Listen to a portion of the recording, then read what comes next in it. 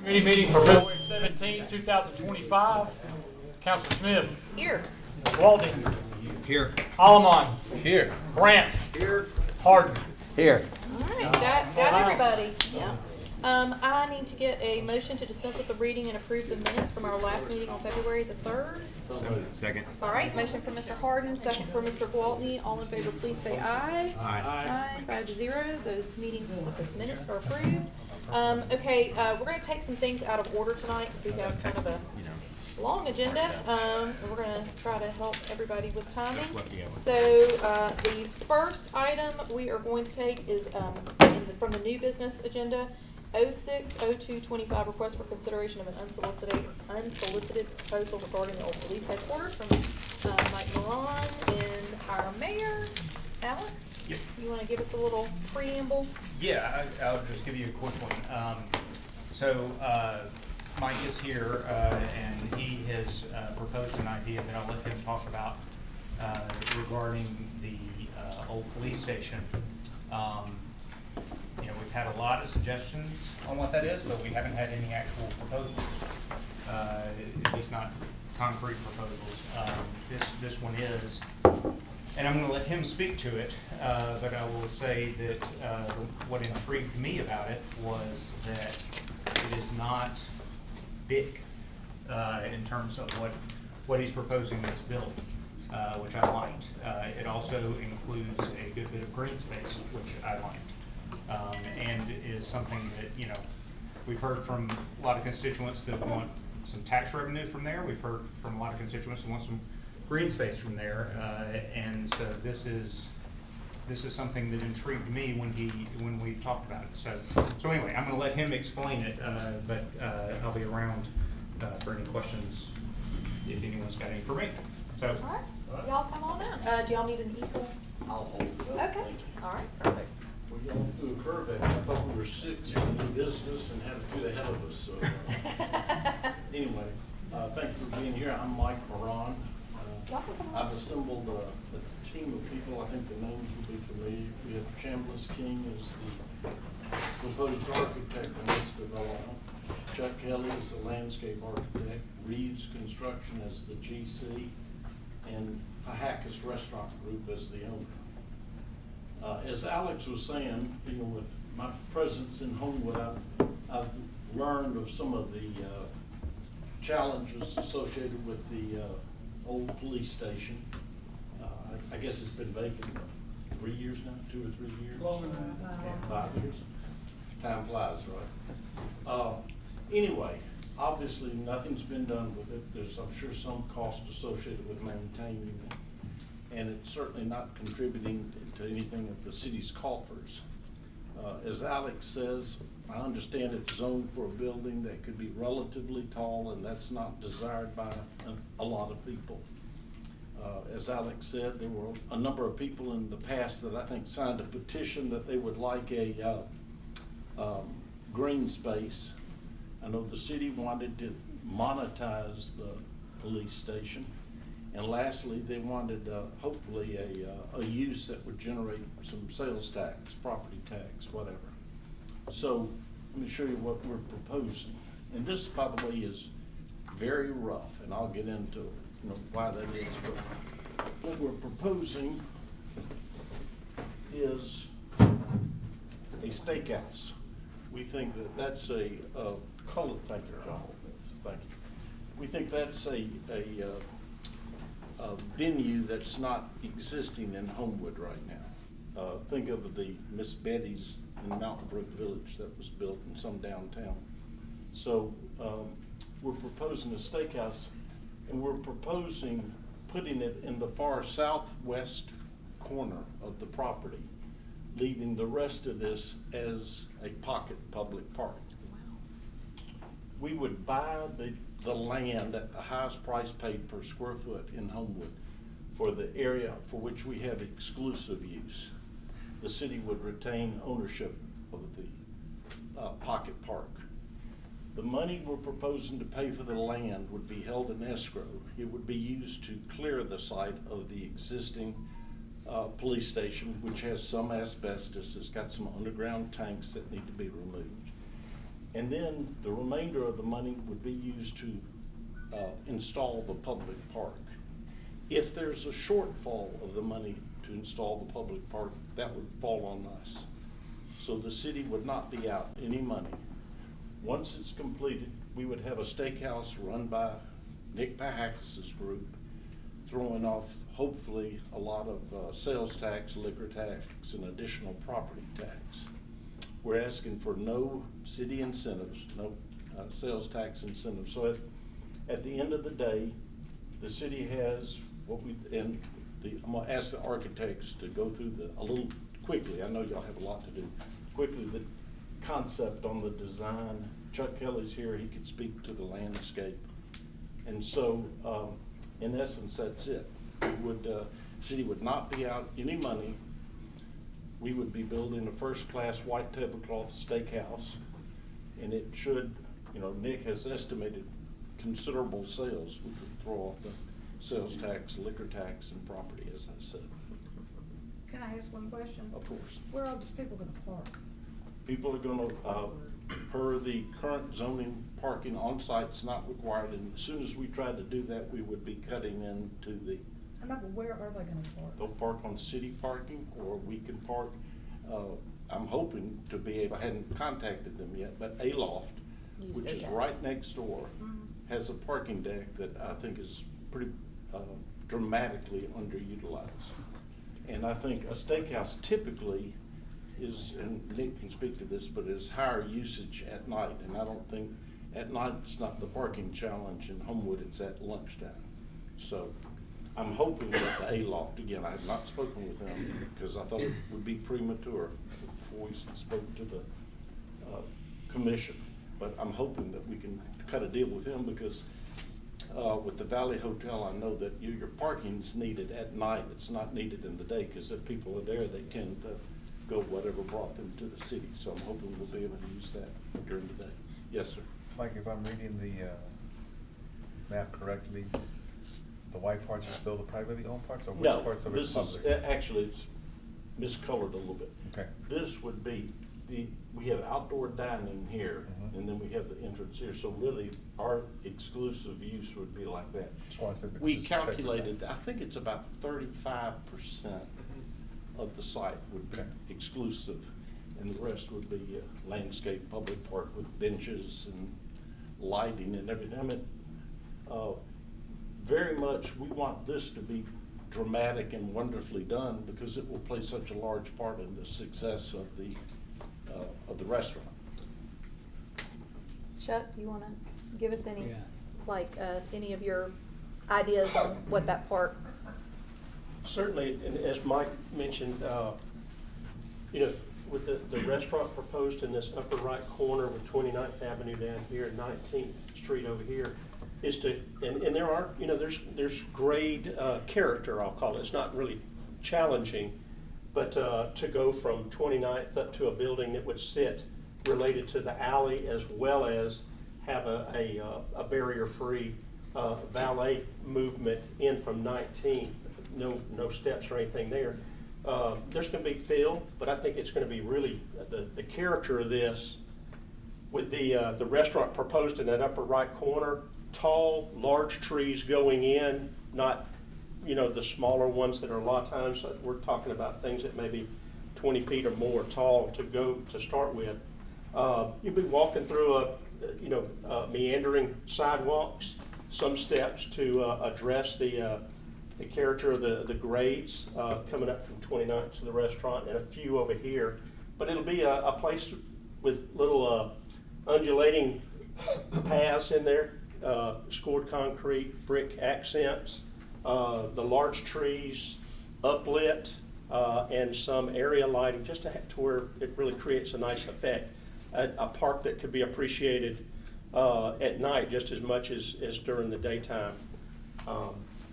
And connections from the sidewalks, public sidewalks. The color right here kind of stops right at the property line, but it would be, full and wider actually than it is right now. It's very narrow right here. But it would be Can you take that down and use the screen, big screen. Oh, there we go. Yeah. So remove that out of the way, move that out of the way. Thank you for the Yeah, comment. This for y'all too. So Oh, I'll okay. give you this so you can reference You some know, of the stuff. providing a good bit of bench seating, where people can sit one at a time, enjoy their lunch, people can have a conversation. We envision, potted plants, much like, Homewood has at the different corners with color in it, possibly baskets on light poles. It just adds a lot to the space. And I see that focal point would be like a fountain or something, with that focal point right there. Could be a Something. fountain, something, a piece of sculpture, Yeah, could yeah, be a yeah. large Sure. pot. A lot of things could happen right there, just to kind of be a centerpiece in that park. Okay, and Mike, I'm seeing sign down here. I assume that's the sign for the restaurant? It is. Up in the front, okay. It is. Okay. Likely would suggest one up here off of 19th too, if there was, valet or people dropping Yeah, off and somebody that's- that needed to. And that's the other thing, so the valet lot, so I see it coming in, how do you get back out? The valet that's the pedestrian. Oh, that's just a Oh, that's walk. just, oh, okay, I That's thought it was just- like for a no, valet, no, like bringing your that's car just in. the pedestrian. Gotcha, okay, gotcha. And most of the better, finer steakhouses in town now are all served by valet. Highlands Bar and Grill and Chez Fonfon, Bottega and Bottega Cafe, Automatic Seafood, Helen's. Yeah.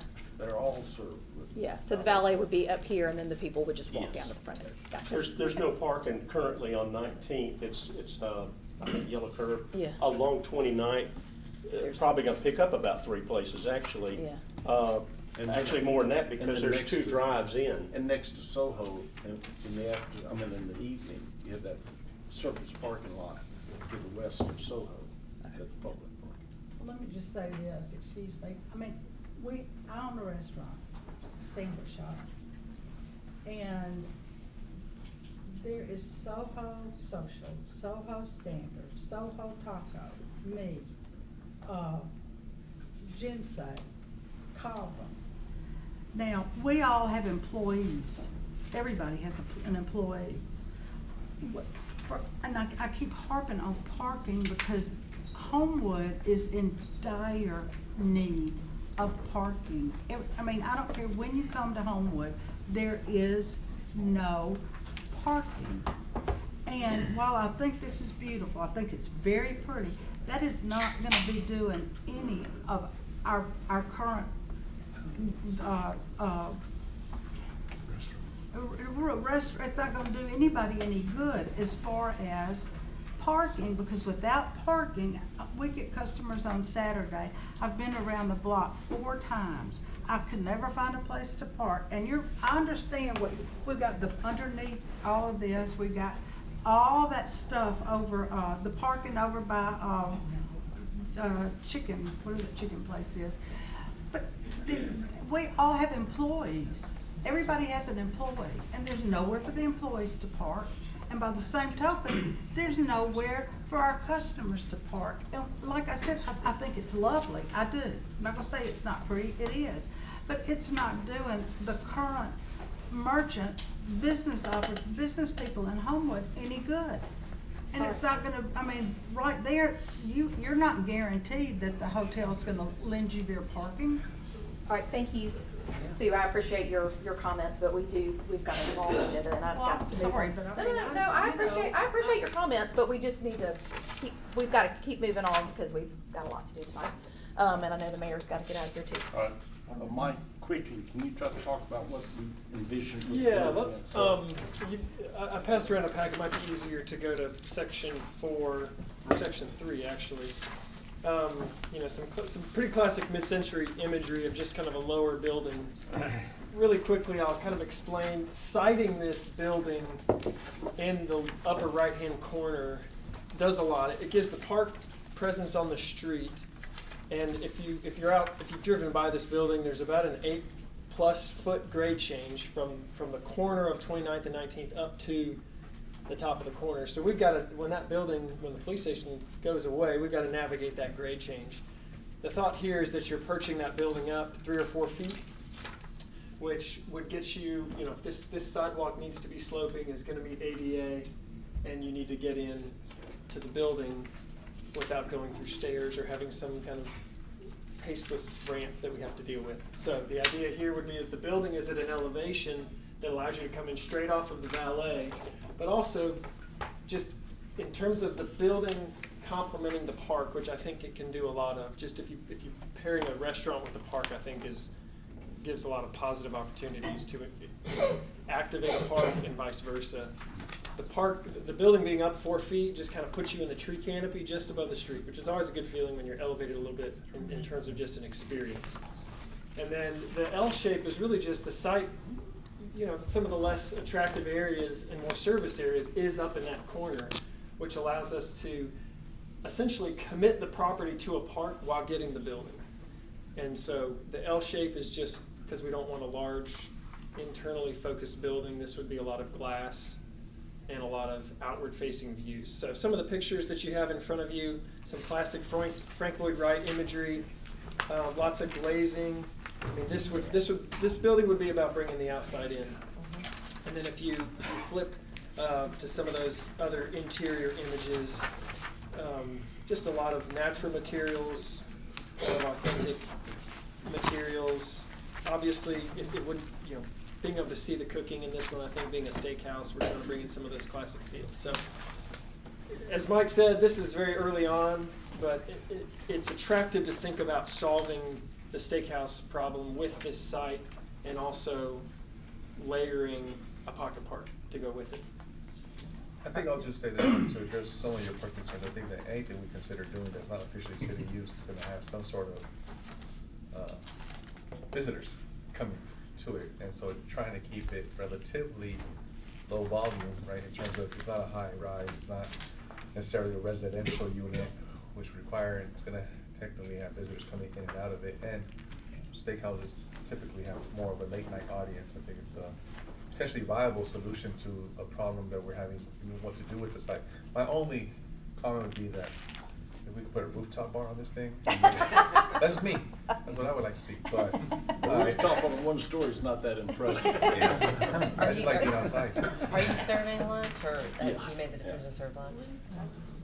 And in the package, we submitted a proposed sale and purchase, and I know my Councilor Kendrick's already probably over there with his red pen going to town on it. But I saw a smile when he saw the proposed. This is going to really have to be a process. The land would have to be replatted. The portion for the restaurant would have to be rezoned. We'd have to work on an access and easement agreement for the people crossing the public park. We'd have to work on a signage agreement. So there are a lot of things to do. And so we're not asking the city at this time to commit to anything. We're other than just commit to a good faith effort. If you're inclined to accept this, commit to a good faith effort to keep pursuing it and working towards what we hope, is a common goal and objective. And we're prepared to do that without any reimbursement or anything to try to get to the point where the city council would, the counselor says that this is a viable agreement. City council, if they're inclined, accept it, and at that point we have a binding agreement. Do you have any kind of timeline in mind? I'm sure with all these goals. We can move as fast, but no, we don't have a gun to our head as far as necessity to be complete at a certain time. Okay, I didn't know if there was an agreement with Pahakis that, there'd be some timeline involved, but that's good to hear. He's patient. Yeah.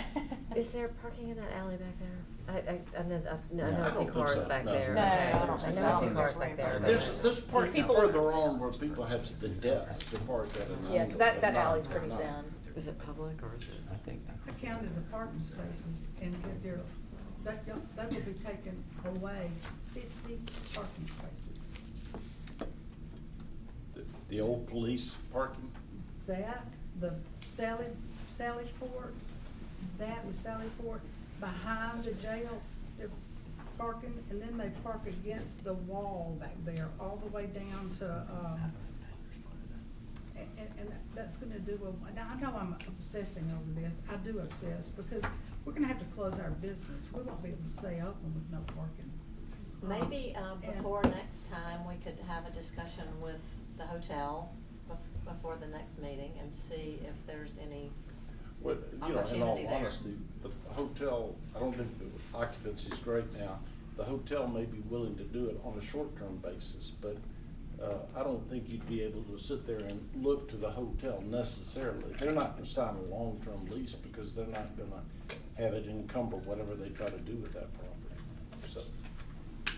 It's just a thought, but, you know, we have a deck that's really underutilized. Could they valet? Of course Would that they be could. a suitable place for the valet to be parking? Yeah, but then again, as I said, just to the west of Soho, that surface parking is used heavily at lunch, but it's not so heavily used at night that the valets can't park there and run Right across. here, I would say, I mean, I would argue at that point, that's used, I mean, now that with Soho standard, I mean, it's Yeah. pretty It's full. used, I don't know that it's full, but I would agree it's used, but I think there is parking in the deck down below. Oh, I that would could agree with easily that. be used That I as would agree with, yes. As a valet in Yes. particular, Agree because with that. that's an easy spot for Yeah. valet drivers to drive to, so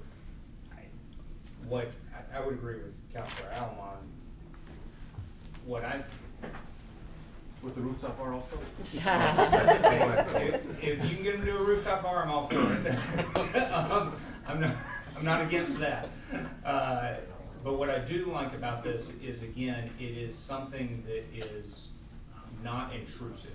And I think most of what could go in this spot would be much more intrusive. And I think the fact that this particular style of restaurant is going to, unlike many other restaurants that could go there, is going to be geared towards nighttime. And in nighttime, we have far fewer people downtown. There just aren't that many. Well, yeah, the parking lot there where, O'Carr's and all, I mean, that That's pretty much owned. closes Yeah, down. that's That's their owned private. by them. That's privately That's owned by city. them. And so even after hours? I mean, And Willow's park, I I mean, you doubt could, it. They own that parking. They They don't. would have to agree to that. they'd have to agree to it, Well, but I mean. the benefit is our 18th lot Street. is open in the evenings behind Yeah. City Hall, and it's sometimes full for a little bit, but it clears out about 6:30. Mhm.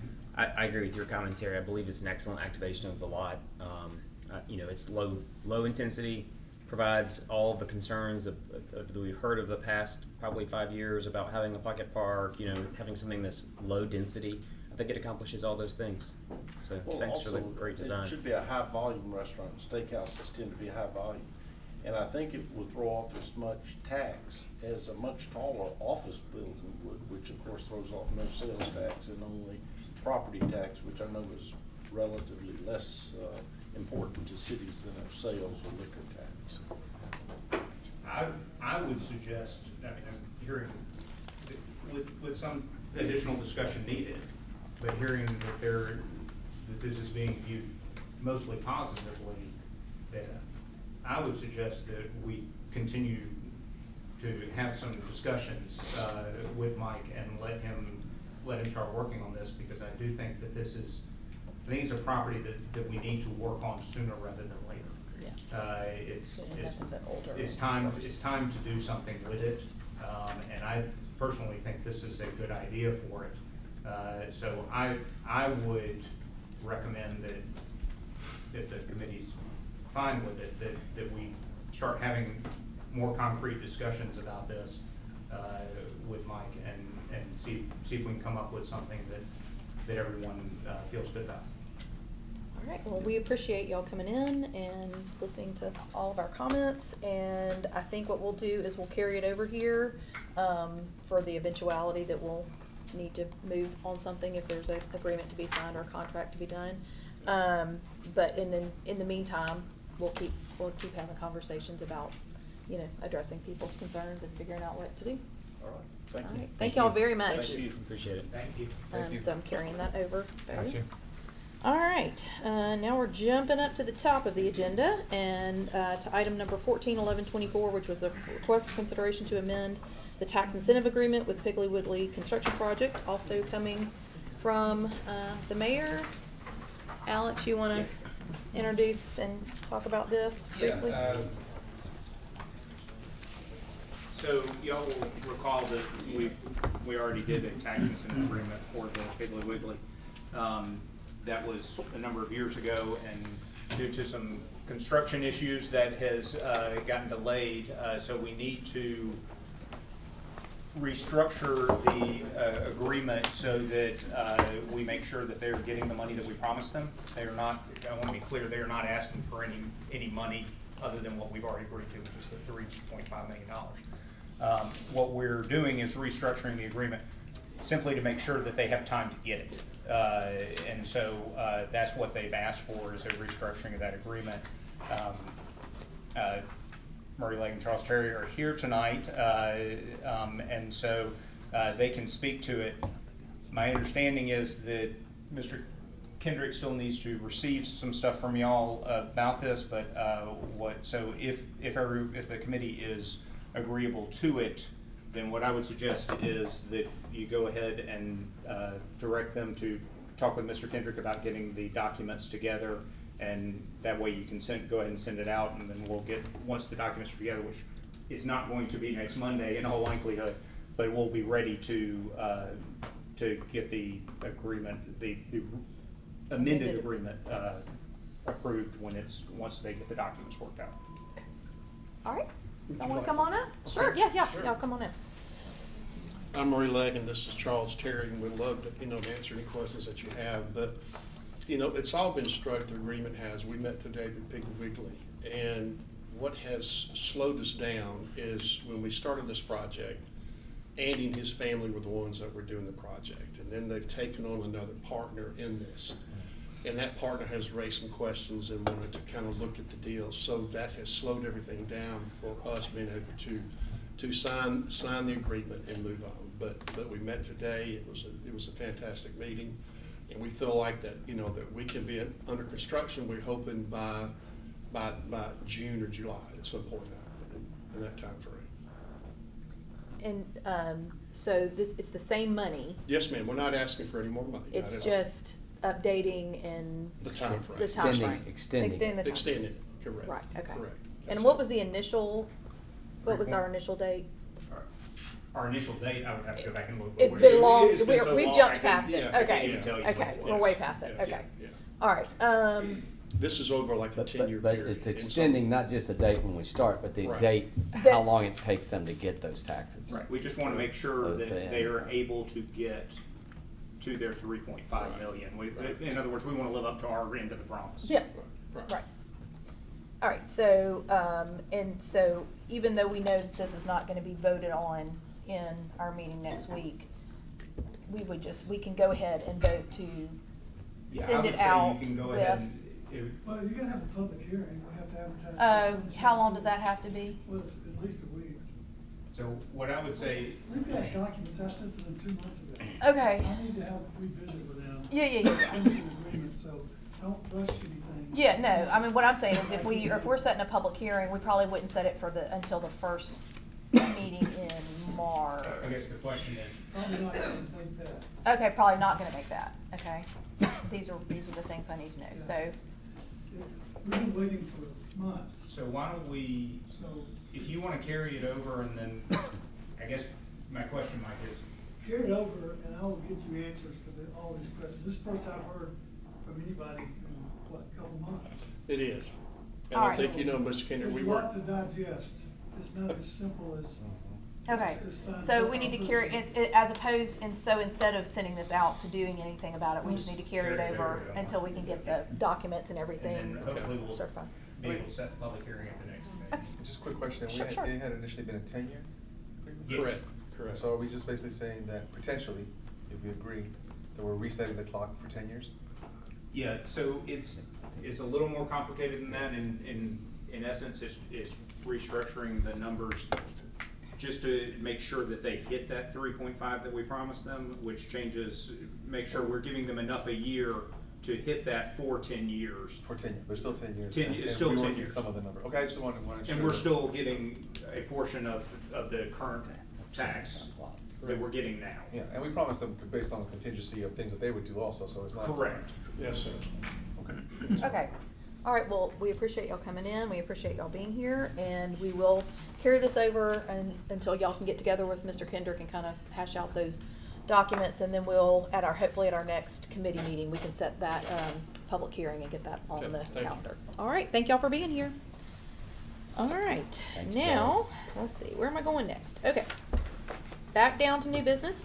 050225, request for consideration to authorize the mayor to enter into a contract for professional services with Porter White for investment advising, coming to us from our finance director, Lester Smith, and Alex Wyatt. And I think Alex is gonna introduce Good Luck. Where is he? Oh, there you are, sorry. I didn't see you come in. I think you got the wrong, I think it's 160125, you said Oh. 02. I may be No, wrong. 050225, request for consideration to authorize the mayor to enter into a contract for professional service Oh, with Porter man, White for I'm investment off. advising. Thank you, sorry, Yeah, no, said it right. my fault. And I apologize for the jumping around.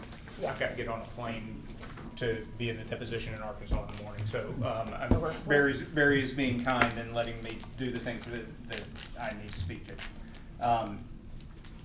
This is an item to have an investment advisor and to change our investments to make sure that we are complying with our own policies better and the state law better.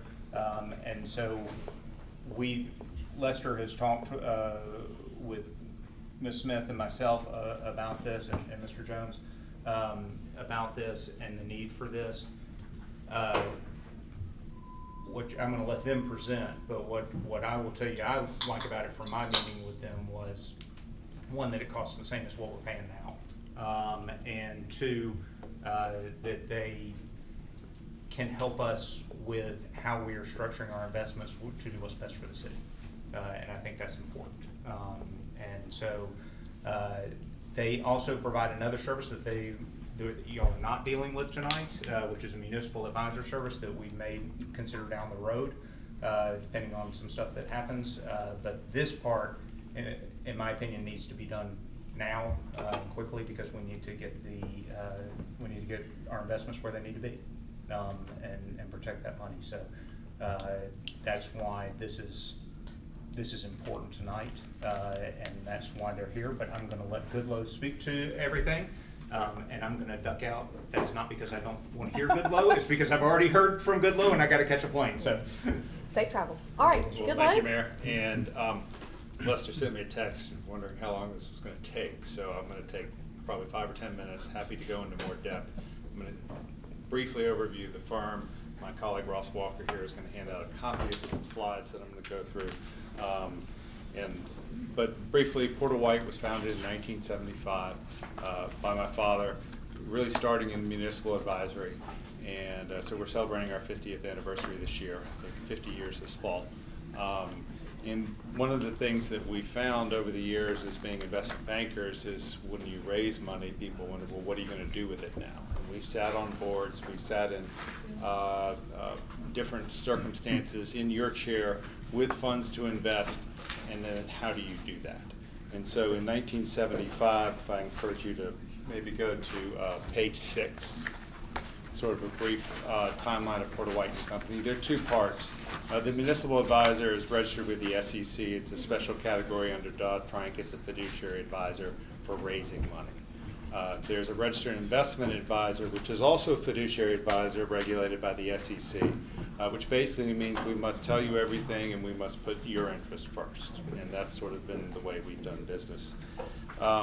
We've do business for retirement plans, we do business for businesses and other institutions, and manage over $700 million now and approximately, let's see, 175 in institutional assets.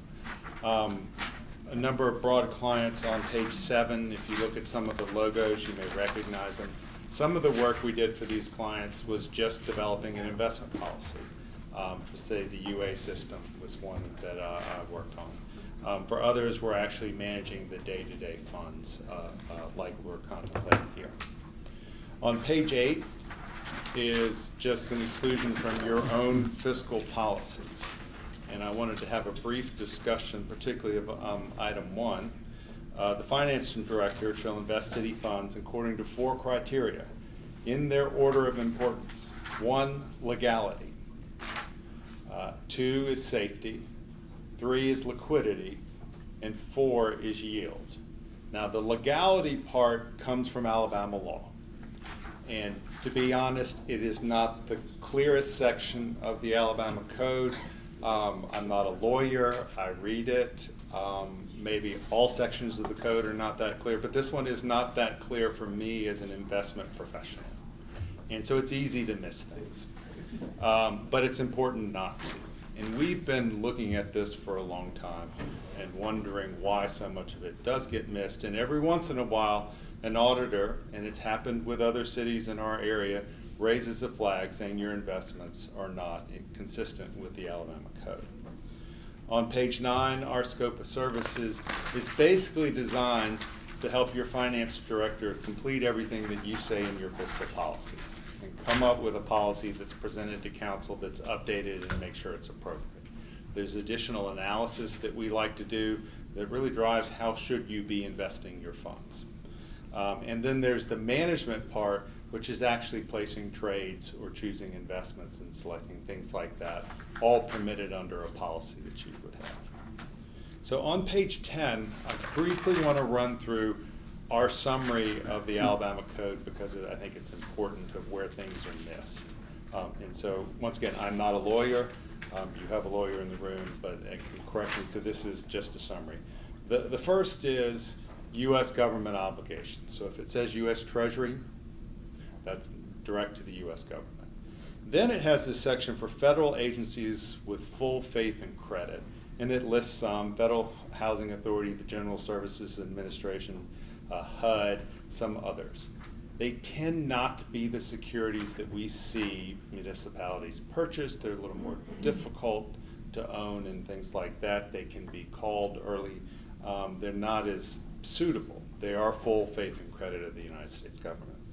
The third is basically FDIC or insured or collateralized CDs.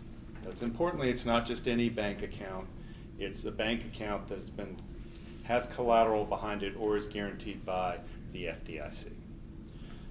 Number 4 is pre-refunded obligations. So if you buy a taxable muni would be the best case scenario for a tax-exempt organization. It must be refunded. You've refunded debt before. You put treasuries in escrow. You're basically buying a treasury. Now, number 5 is interesting because what it guides is collective trusts or thinking mutual funds. I'm on page 10 here. And so it says you can do 65% or of 1 to 4 above. By the way, not 6 and 7 below is what the current law says. And then 35% of another list, Fannie Mae, Freddie Mac, repurchase agreements, mortgage securities, things like that.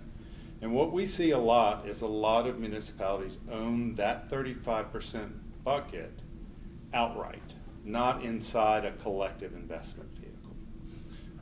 And so that immediately catches things. Or we see things in money market funds that one of the money market funds I looked at that I think you hold has commercial paper in it, which is great. It's a good security, it's liquid, it's highly rated, but it's not defined that way in Alabama law. Should it be? Probably yes. Is it? No. So remember, some of this is not necessarily what is the most prudent investment decision.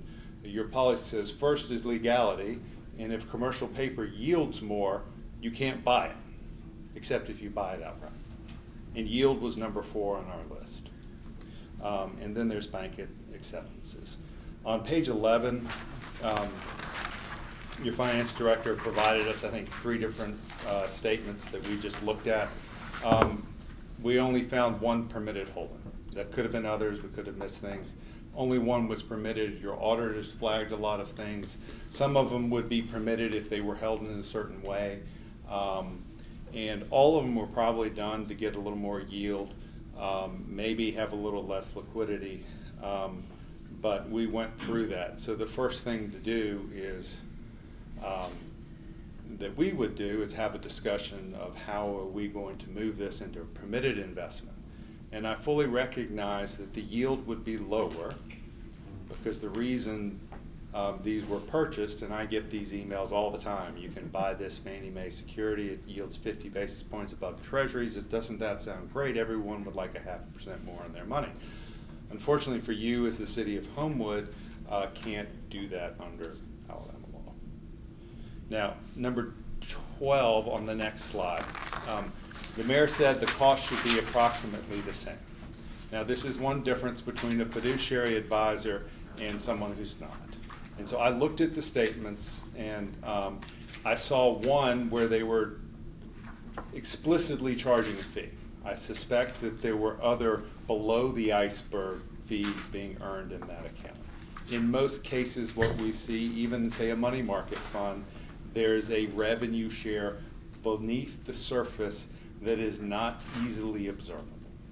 So the way we work is we send an invoice every quarter. You see exactly what it is. That's like one of your statements. And then we do not take any other money that would be below the surface, because that comes back to being a registered investment advisor. So I never know exactly what it is. There was one logo, and I won't repeat who it was, where they had us analyze their accounts. All they were owning was CDs, and they weren't paying any fees. And what we saw is that, well, in actuality, every CD had a 0.5% charge on it. But that wasn't disclosed and didn't have to be disclosed. And so we're trying to get this, the way we do business is, yes, I think the yield's going to be a little lower because Alabama law currently doesn't allow us to do certain things. But you will see everything above, and there won't be that sort of hidden iceberg below. I am not going to go too much more into some of the details here, but I think once you go through the investment policy process, because Alabama law is so restrictive, there's really one variable left that the committee really and the policy will drive, which is how long-term you can invest your funds. And that goes back to what is the money for? If we're trying to reserve to build a new fire station one day, if that's going to be 15 years from now, well, guess what? A 15-year security might be appropriate. The fire chief liked that. He liked it. He didn't like the 15 years. The 15-year part, okay. But and so that's the difference in looking at something day to day versus, is the money going to be there to build the building? And in that case, we might buy something that grows with inflation, that has a lower yield, but grows with inflation and takes that risk off of it. And so I would spend more time when time was allowed to discuss that, because that is one of the new things that we do, is that in your current statements, and I'm sure you're getting, no one calculates a return.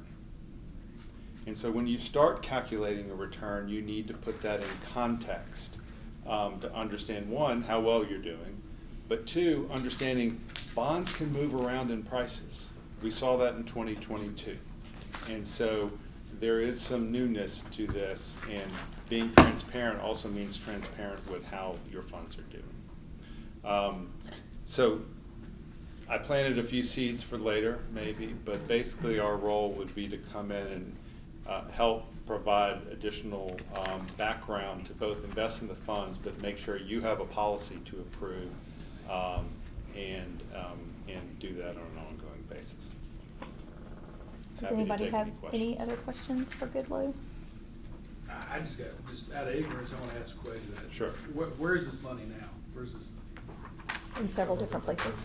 This money currently is, I would say, with 3 different entities. Yeah. Okay. Yeah. Okay, so the Does thought. this happen, like fiscal, can happen tomorrow if we say yes, or is this a?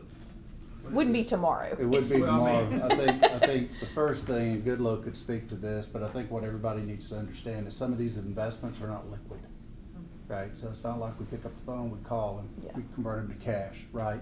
So that's gonna involve some communication with these entities.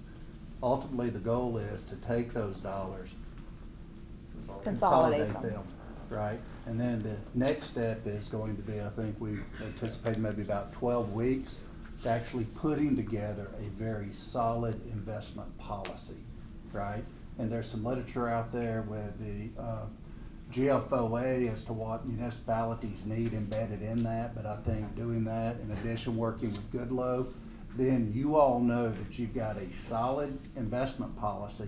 And then there needs to be, I think, starting out, quarterly meetings, right, with the investment advisor, back to the council, the mayor, the city manager, to advise them on what is actually happening, right? You need market updates, and you need to know how your funds are growing.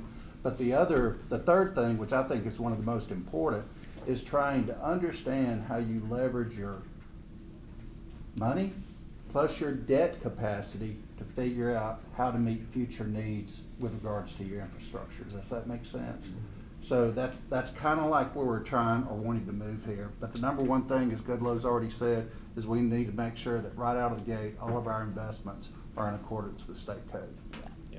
And I guess legally we've boarded agreements. One is a contract with Porter White Investment Advisors. We don't hold money. We use Fidelity Investments as a custodian, and we service the account on your behalf, so you have both of those agreements. So those two would have to be entered into. Some of the funds are very liquid and could be transferred very quickly. And I've done this before, and some are going to require conversation, which basically say the city of Homewood should not bear the cost of you having purchased something that's not permanent. And so that I can have that conversation. So We would like for you to have that conversation. And so I know how it's gone before, and I'll let people know how it's gone before, and know people at both institutions. So we'll just literally we can look at how these things trade, and they don't trade a lot. So these organizations basically have to take them back on their balance sheet and sell them to someone else who is legally permitted to buy them. You guys, excuse my ignorance, but this pot of money, or it's in 3 different places, is it meant to fund capital only, or our payroll? I mean, is this an operating income account? I mean, These are, I'm very. I'll let reserves, that is the I'm new to longer, party. Feel me? that is something that should be an investment policy that you can read and understand, and I Right, don't so the have. majority of this, I'm gonna say, is in the rainy day fund. Okay. Okay, so these are investments that have been set aside. Currently, they are not used for what I would call general fund expenditures. Okay, it's money that's been set aside. And it's been sitting there for quite a while. Yes, sir. I think about that much, yeah. That's about what I think we last time I knew we had. So we've been trying to maximize the rate of return, just look at the looks, but not necessarily meeting all the Well, legal it's not stuff. even that. It's, we're trying to get our investments in places that they're supposed to Yeah, be. I get it. That's really number one on the Correct. list. So get everything invested in what we'd call legal investments. But two, what you want to do is you just don't want to set that money and park it there. That money needs, you need some sort of strategy on how to leverage those dollars going into the future. Does that make sense? And the only way to do that is that's where we start talking about putting together some sort of 10, 15-year plan, right? And then figuring out how you're going to leverage the cash that you currently have along with any debt capacity you have to fund that. Right now, from my perspective, and all cities do this, is they just work on a year at a time. Yeah, what's right in front of us. And that's fine from your general fund or your operating budget, but I think overall, there's gotta be a longer strategy totally agree. as to our investments and our debt capacity. No, I think it's great. I mean, we just, this sum of money is beyond the scope of any part-time board or Correct. mayor or anything else. So. That's why I think it's important though to have these Yeah. quarterly updates, right? Yeah, That way right. everybody is aware of everything that's out there. Yeah, because I will say, it's been a while I'm since new we've to the had party. it. Yeah, So let you me just give you an example. I have a client, private foundation, has 30-year Federal Home Loan Bank securities. They came into our management, it's like, well, this nonprofit's gonna be around a long time, we'll just let them mature. I don't wanna pay the cost. It was really hard to get bids on the securities. If you needed the money tomorrow, it would be harder to sell them. And that's why Alabama law restricts them to a collective trust so that you can sell it in pools with others. So probably, maybe not, but that's the way it is. Mike, Yes, ma'am. since we're dealing with sort of two different, They're in the resolution, they're one document. it's just one document, okay, all right. It's their document and you authorize and they open the. Gotcha, account. for Fidelity, okay. So the motion One would, resolution includes both documents. okay, and this is for the mayor to sign that agreement? Hmm, Unless for the, there's a desire for it to be done. right, yeah, but for the mayor to sign the agreement would be the motion, okay. That's it. So moved. Second. Alright. Motion from Mr. Alvine, second from Mr. Gwaltney. All in favor, please say aye. Aye. That is 5-0 to approve. Thank you for Thank you. your presentation. We appreciate all that information. Thank you for being here. Okay, woo, all right. Halfway done. Not even halfway done. Okay, now I'm going back up to the top. All right, 160125, bid date set for February 10th, 2025 at 4:30 p.m. for professional services related to payroll. Lester Smith, our finance director, Alex Wyatt, the mayor. We held that bid opening last week, and we had sent that information out to 5 different companies. 4 of those companies decided to submit bids. Of the 4 companies that submitted bids, only 1 met all of the bid qualifications, and by that I mean we required them to submit certain things, and only 1 bidder submitted both a bid bond and a non-collusion affidavit with their bid. And I had conversations with several of the others, and they just said they don't typically do that, and so I mean that made them not qualified because they didn't submit all the required items. So, we are, Lester, do you want to give them more information? Show them what you've got? Yes, so basically, I can kind of walk you through the methodology Yeah. that I used. Okay, so the first thing I did is I tried to do the best I can through reaching out and talking to others about a reputable website that I could use to determine who are the players in the market where we're at. What I mean in the market where we're at, North American market with an employee base at our level. So I went, I looked, based on what was out there, I selected 5 companies, right? We sent bids out to those 5 entities. 1 came back and said, we're not gonna be able to do this, right? So there were 4 more. What we then did is we had 1 that came in extremely low. Right, extremely low. Like weirdly low. Which caused me concern. That one got thrown out. Another one came in extremely high, right? But when you look at it and you look at the other 2 was within, I would say, a 2% difference, right? But when you look at it, and Mike can maybe help me out here, but when you look at the RFP that went out and the requirement that was sent back, there was only 1 that complied in entirety with the requirements. It was one of those that was in that middle there. And it was one that, of these 5 that we've sent out, of 4 that responded, I've had experience in my career with 3 of them, right? The one that we're actually selecting, I'm fine with. I have no issues with. I've used them before, right? But the recommendation is to go with Paycom. Paycom was the only submitted bidder that met all the qualifications of the RFP, meaning they included both a bid bond and a non-collusion affidavit. A lot of these entities, for some reason, legal departments didn't want. Yeah, there were lawyers that just didn't want to Yeah. do the bid bond or the certified check, which, Can you yeah, just give that's a little fine. clarity as to what will be performing? Is Yeah. it mostly payroll, like in just? Well, they'll be conducting some HR, they'll be doing some HR Yes, yes, functions that's for us as well. the In scope of addition to work. taking that, which the payroll is a huge, Sure. that's a real big thing that'll be, and it'll free up our staff in the finance department. I'm sure those ladies back there can tell you. They've got plenty to do, so it'd be nice to have maybe that off the table. Tell us a little bit about Paycom. Yeah. I'm not familiar. So, with it. well, I mean, I know some people know. Paycom's been around for a while. My first experience with them, I want to think, was maybe in 2013. And like so many of these payroll providers now, it's a single platform, right? So everything's built from the base up. The market that they serve is what I would call primarily mid-markets, kind of like we are. What we're looking at, in the old days when you thought of payroll software companies, all you thought about was payroll taxes. All of them have evolved. They've evolved away from not just payroll, but also to what we call human resource management. I mentioned to you before, 2 of the biggest areas of concern I think you all have is one is in what I call HR management, and the other is in payroll processing. Okay, So you've got the payroll piece. The payroll will actually be processing all of the payroll checks, right? In addition with that, what comes along with that package is expense reimbursement. So now instead of people filling out a paper expense report, they'll be going into the system, they'll be uploading their receipts, which means now you have to get authorization on the front end. There will be no reimbursement of an expenditure that doesn't have a receipt because it's got to be in on the front end.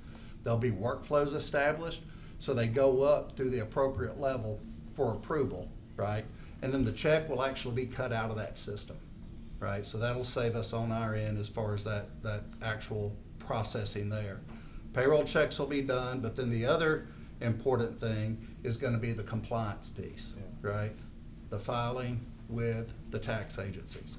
Where we've gotten in trouble at the city of Homewood is timely submission of tax forms to the IRS, right? That is not an area where you wanna be late. So that'll be taken care of. The other element that'll be added here is what I call the human resource management. So this will allow onboarding, right? So you'll be able to push out openings. You'll be able, if a candidate comes in, instead of processing paperwork with I-9s and everything else, they'll be able to do that online. They'll be able to submit their support for that document online. And then at that time, we'll also be able to assign any company assets that need to be assigned, right? And they'll be tracked in the system.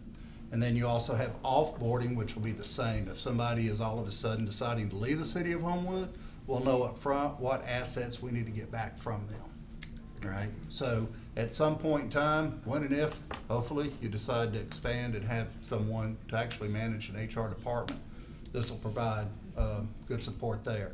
As it relates to current staff, what happens to current staff?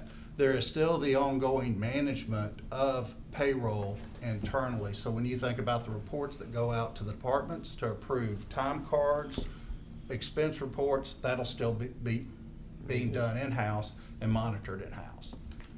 I have a quick question. Sure. Will they be able to assist us with the creation of an employee manual?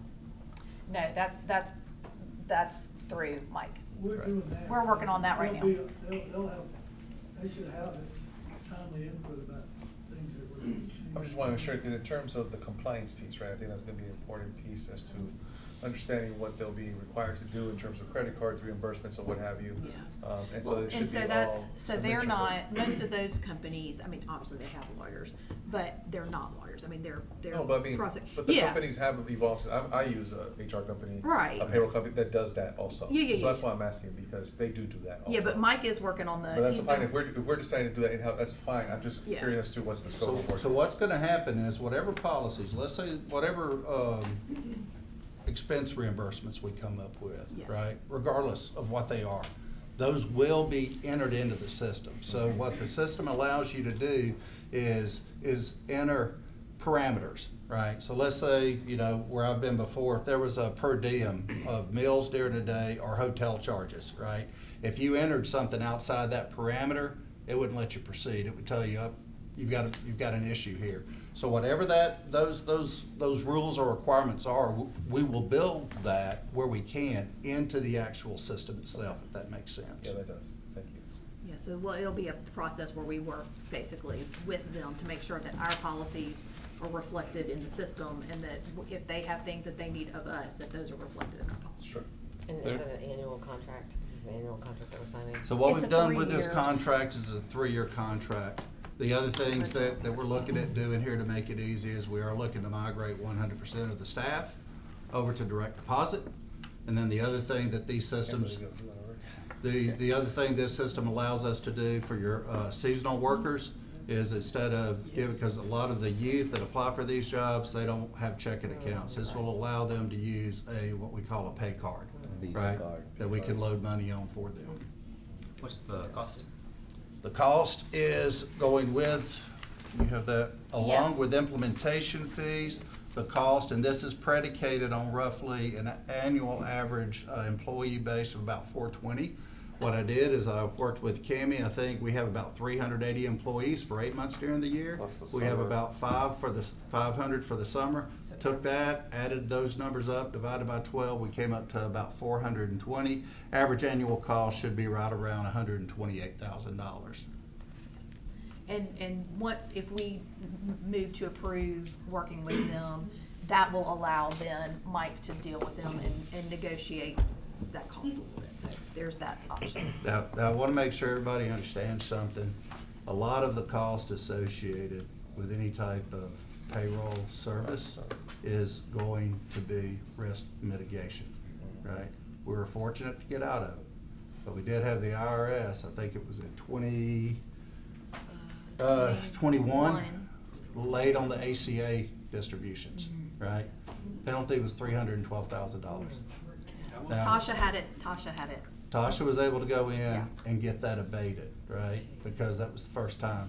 That's what I'm saying. Your biggest risk in payroll is not meeting timely filings, That's right. right? So that's basically, it's 25 a month per employee, basically. Correct. I'd like to make a motion to approve. Okay. What, one question. Oh, before sure, you- sure. Yeah. Well, we might have a second. No, Okay. Second. All right. Motion for Ms. Allamont, second for Mr. Where are we Ball. funding this from? This will be coming out of Contractual services. contractual services. In finance? Yes, sir.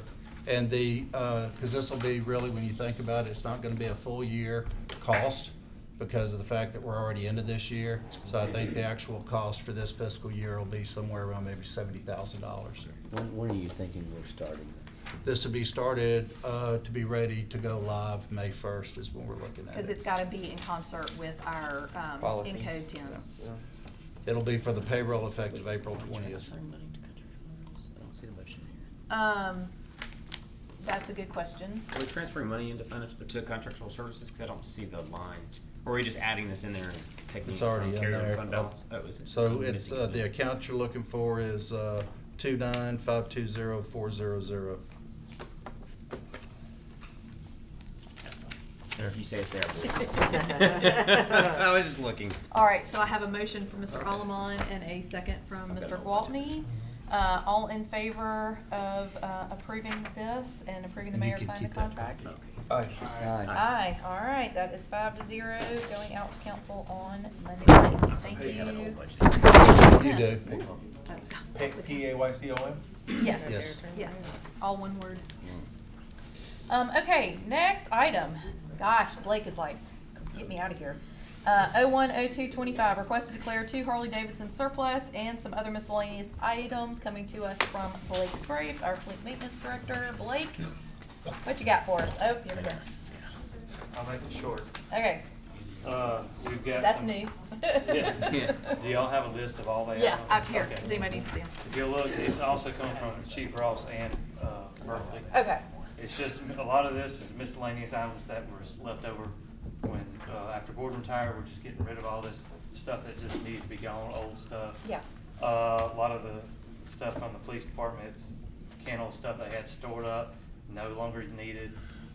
If you look, there is a lot of vehicles on here, we're surplusing those, no longer needed. Yeah. A lot of older equipment, so we're gonna be surplusing all that. And then the 2 motorcycles, are those, Those are- those are wrecked?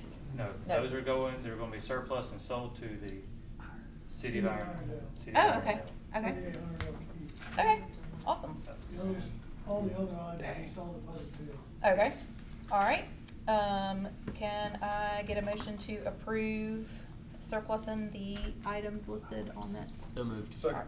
All right, motion for Mr. Gwaltney, second for Mr. Allamon. All in favor, please say aye. Aye. All right, that is 5-0. That ordinance will be. Wolverton's heartbroken, you're offering motorcycles. Gonna go to the surplus market for that. All right, 020225, request permission to provide an update on the Kenilworth Stormwater Project. Also, Mr. Smith is probably anxious to.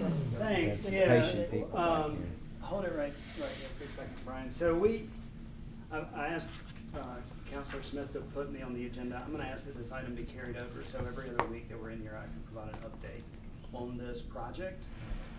They started, you may remember, back in November. And so there are 2 things. One is a change order that I'm gonna ask you to send out to council tonight, but the other one is just to carry this item over so we can talk through any issues that they're having in the neighborhood every other week. We talked about this before. Unit price contracts and the way we set them up is by, so the engineer designs drawings gets plans and then attaches quantities to them. And so this is how much each contractor bids on the project. And then this is the actual price that this contractor bid on the project, and they were the low bidder, so that's the number that we stand behind, right, for each item. Then the total numbers add up to the total contract amount. In construction, in real time, these numbers go up and down, right? Every day they move. And so when we get to the end of the project, we're over on some and we're under on some. And what we do at the very end of the project, and we just did this for 18th Street a couple months ago, I think, is we get the over and the under, and we find out what the total cost is, and then we do one change order at the end for the overs and for the unders. So just a quick example, silk fence, we had $1,450 in the bid amount, and we haven't used any yet, so we're gonna get a significant savings there. For our asphalt binder, which is road paving, we're gonna go over on that because we already have, and we're not done paving the road yet, so we're gonna be over. All right. Go to the next slide, Brian, sorry. When we have change orders in the middle of the project, we had change order number 1 where we had to hire Alabama Power to come out and hold a pole while we worked around it. That was an unforeseen condition. So we added a line item. So whenever we add a line item, that's a change order. That was change order number 1. Change order number 2, which is before you tonight, is for foundation backfill commercial. So item 34, we bid 100 cubic yards. We got a price from the contractor of $139 per cubic yard. We're actually going to need about 500 cubic yards of aggregate. So this is foundation backfill. What that means is it's 57 stone. It's rocks that go back into the hole when the trench is underneath the road. So if we're in somebody's yard, we excavate the hole, we replace the pipe, and we can put dirt back in it. Underneath the road, we put 57 stone back in it.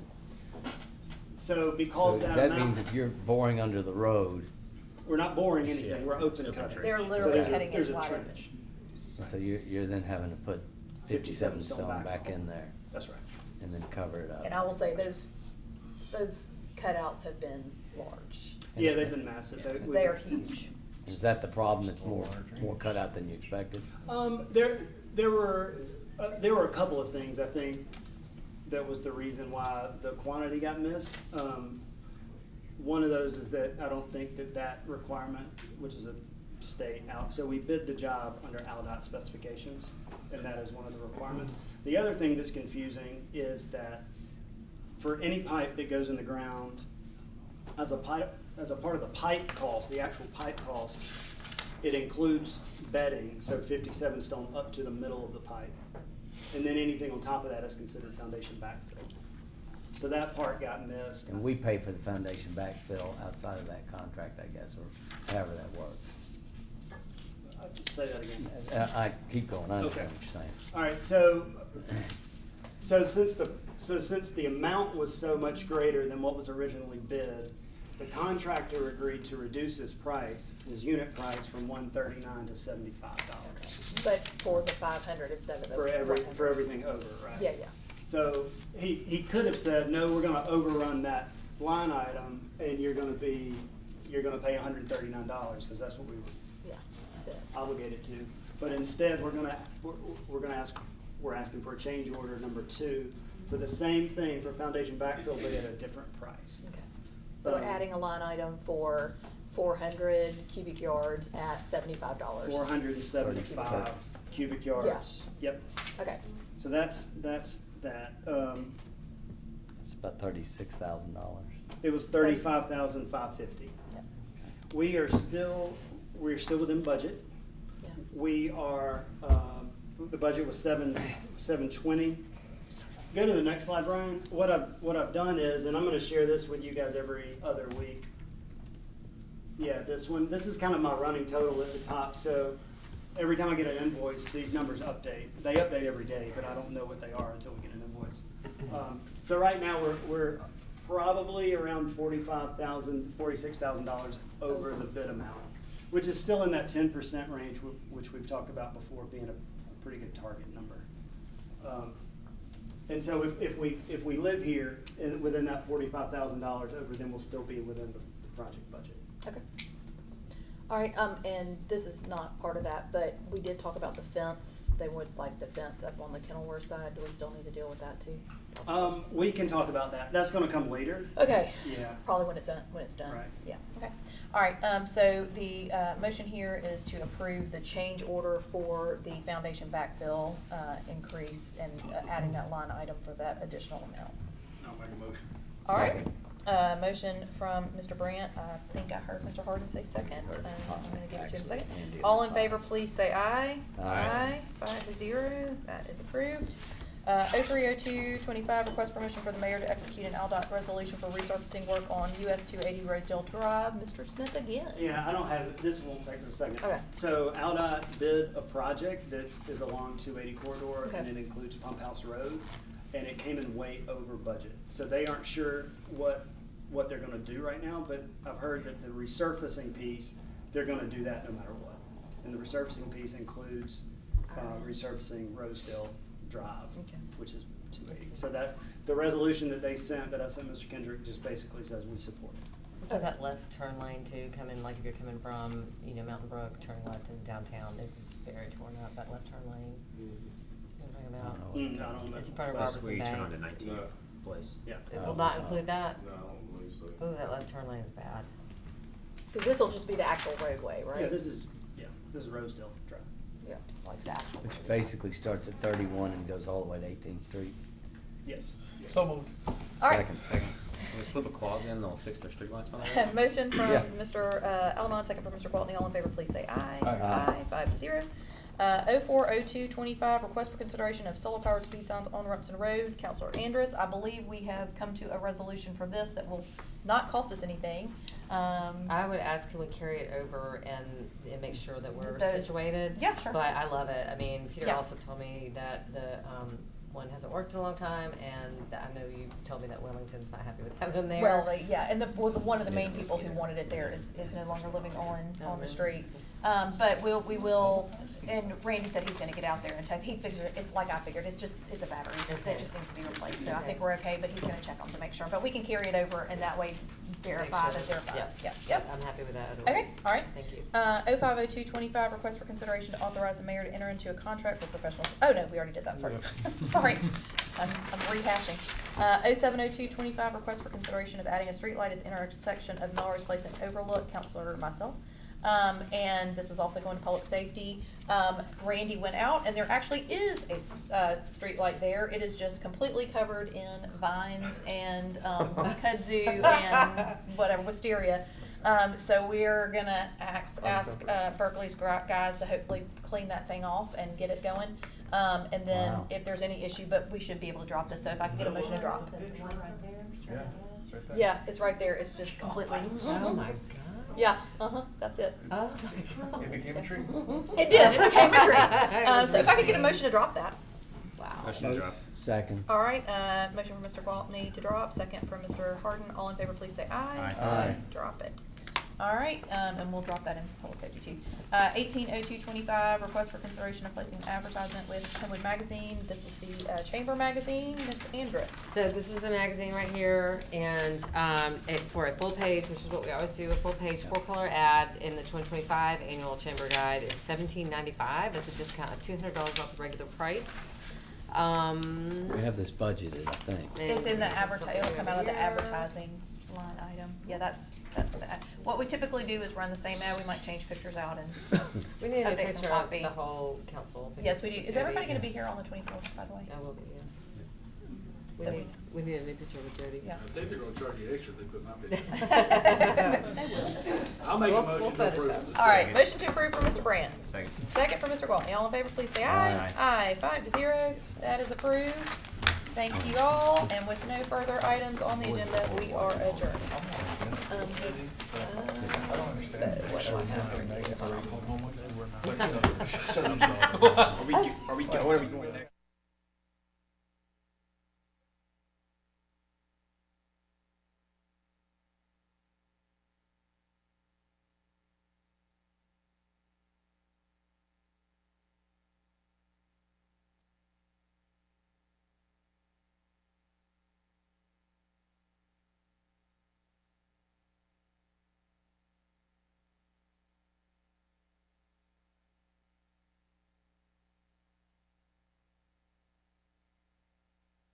If y'all wanna continue this conversation, He's getting please ready to take it start his outside. I meeting. have a committee meeting to I'm start not going now. outside, because I'm not having this conversation. I've already said this I don't once. appreciate it. Okay, That's all thank I'm you. saying.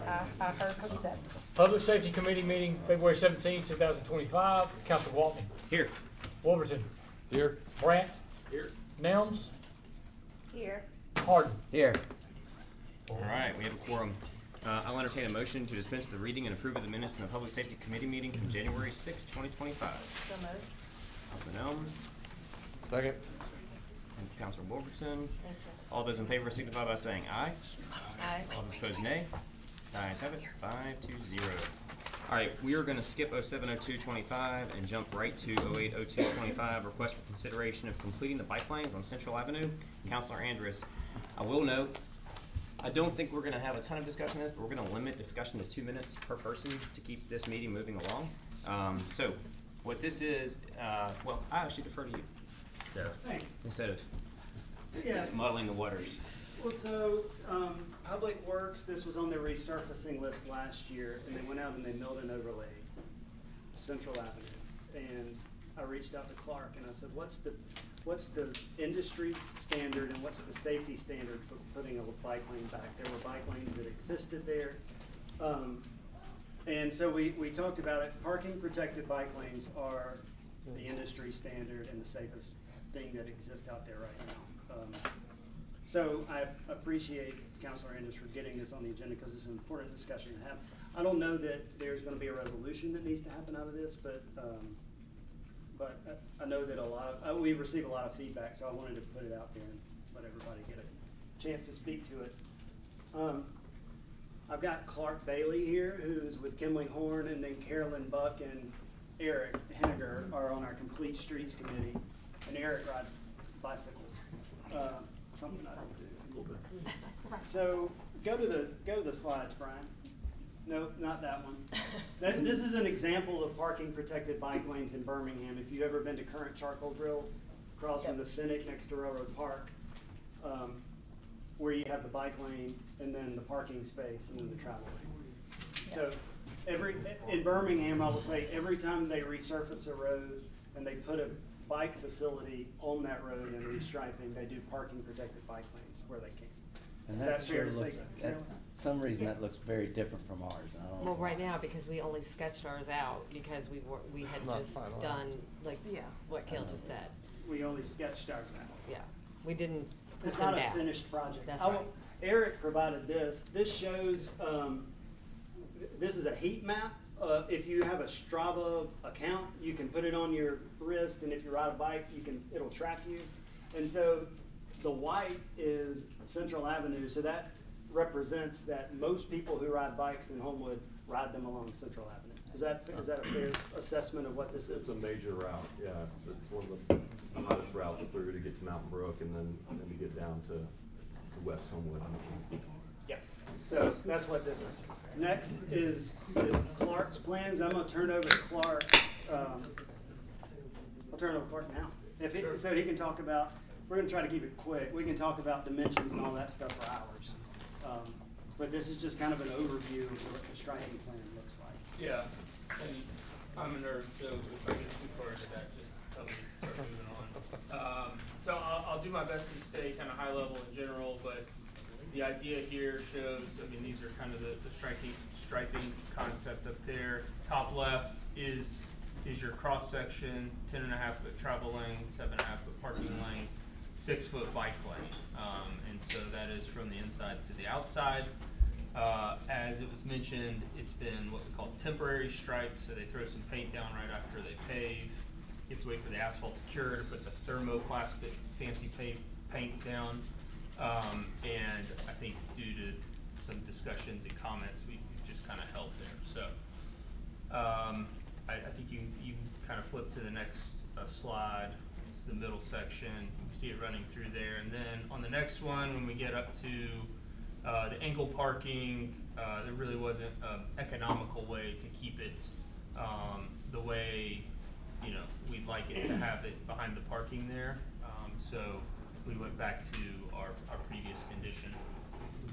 Just a couple notes on kind of the why of this. It is becoming kind of more standard practice to have, we'll call it separated bike lanes. So to move the bike lane further away from the moving vehicles. As you can imagine, someone on a bike doesn't win usually the battle between when a vehicle collides with them. And so the more space between traveling vehicles and bikes is safer. Also, if you can get on the other side of parked cars, those can further protect the cyclists as well. One thing and one of the goals within kind of bike infrastructure, and especially in a place like Homewood, because context matters, is who you're designing it for. So Mr. Henniger, unfortunately most of the time we're not really designing for you, because you're a very confident rider. You will ride on With my kids too. a lot of roads, but exactly. So we have, we want to encourage bike as a mode of travel for people other than our friendly spandex friends. So, you know, we want to make them safe, we want to make them comfortable for others. Does that mean my time is over? You're very subtle alarm. So anyway, industry standard, it's safer this way. Also moving the parked cars next to, closer to the travel lanes, causes the vehicles to travel at a lower speed, which thereby makes it safer as well. A couple pieces, connectivity. This will help us. There's a forthcoming TAP grant project along Griffin Creek Trail that we will be able to connect to, and therefore also connect kind of Rosedale to Central Park. There's also further plans of the Red Rock Trail plan that Mrs. Buck can speak on, but there's a Vulcan Trail coming over the hill and the Vulcan, and there's future potential connectivity there and broader beyond that. I will stop there. How do we keep people from parking in the bike lane? Great question, and So I that's a problem. think that's a big thing. I mean, the first step is the final striping, the legends, those things will help people understand why there's this space here. Today it doesn't look like a bike Exists, lane, and right. everybody understands that. Right. There are a couple things, and I can kind of jump the gun here. So typically, and one of the things I think someone noticed and couldn't tell, when you do this, you want to try and get a buffer space between the parked vehicle and that bike lane. We are constrained on space here, just with the curbs. We don't want to move curbs around, and so you know, in a lot of engineering situations, you have to make some judgments and do the best you can. So here's some examples of other implementations around the country, different places. So one modification we can do is add about a 2-foot buffer. So our bike lane would effectively be a little bit skinnier, but we would have kind of that buffer space there. So this is the buffer space? Yep. Yeah. And the signs, and the The signs signage. is I mean, good. that is a no-brainer. Signage helps as well, and then the kind of, we'll call it third upgrade, would be some sort of device in the pavement. You can see there's some like quick curb pieces there, and there's some other options as well to place in that buffer space and have more of kind of a physical reminder to parking vehicles. Randy has armadillos, and we looked at those today. So those are bigger than reflectors. Yeah. But they're not the curves. Yeah. So let me ask you this question. I'm sorry, go ahead. They're just the little upside down domes, basically. Yeah. So, to that point, we put in armadillos, and that top corner slide shows exactly the problem why the bikers don't like it is because of all the debris that's in that trail. How do you clean it? Berkeley, you're here. How do you clean that with a street sweeper if we have armadillos there? You don't? You just have to go through there and blow them out. And you have the resources to blow this with a crew on the regular? Not on a regular basis, no. You can drive over the armadillos. I mean, if you No, drive I'm over them, they're cleaning not it. going to shatter. Because the bikers don't want to use it, from my understanding, correct me if I'm wrong, don't want to use it for one reason is because there's often a lot of debris that ends up in this space. Well, I think that's when Clark's talking about, you got two different populations. I mean, you've got Eric and the cyclists that are leaving from Cahaba and Bob's Bikes. Sorry to loop You've you got- into And then you've got, you know, the kids that are. Debris is not as concerning as the cars that are blocking it and the doors. Obviously, you don't want to get doored by someone opening the door, so a little bit of buffer space is fine. The armadillos is great. I'll deal with some debris. Okay. I mean, I think most people having a safe space, if I get a flat tire occasionally, you know, that's part of it. But, so So Eric's probably riding, when he got on the spandex, riding in larger groups What, all in this- the road. They probably never thought about Who y'all been talking to? It's actually Lycra, but yeah. I'm sorry. Central Avenue, I mean, right now, I've gotten more than one call about when we put that down, what are y'all doing? This looks so silly, it doesn't work. Are we keeping what we've got there? I was That's what this That's discussion what- is about. And I think that sign is like the biggest, like, if we Right. could do the sign that says Drive, parking park. and bike. Yeah, park and drive. Exactly. I mean, Park and that drive. makes the most sense. We need to hurry and make a decision, cause the Well, that's why- temporary pain is starting to fade. Yeah. That's why we're Yeah. here. That's Yeah. why we're here. So, in the green, most big cities, I think South Beach or Atlanta is all green. So if you go back to, I mean, if you look on the plans, we do have, green conflict striping plans at the public roadway crossing. And that's what it's like on Great That's Springs. standard. Mhm. Like on Yeah. the bike lanes on Great Springs. are green. All right, anybody else wanna speak? Mr. Chairman, can I have my 2 minutes? Yes, sir. Councilman Here we President. go. I mean, President Jones. I'm really, I'm the reason that this is held up.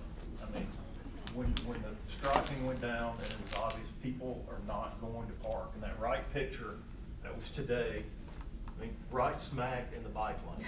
Yep. And so I drove around Birmingham and I found, I parked here today in downtown Birmingham with a bike lane in the middle. I'm just using common sense, that we need to be consistent with where the bike lane is on Central Avenue. And that on the left-hand side is where we have the bike lane.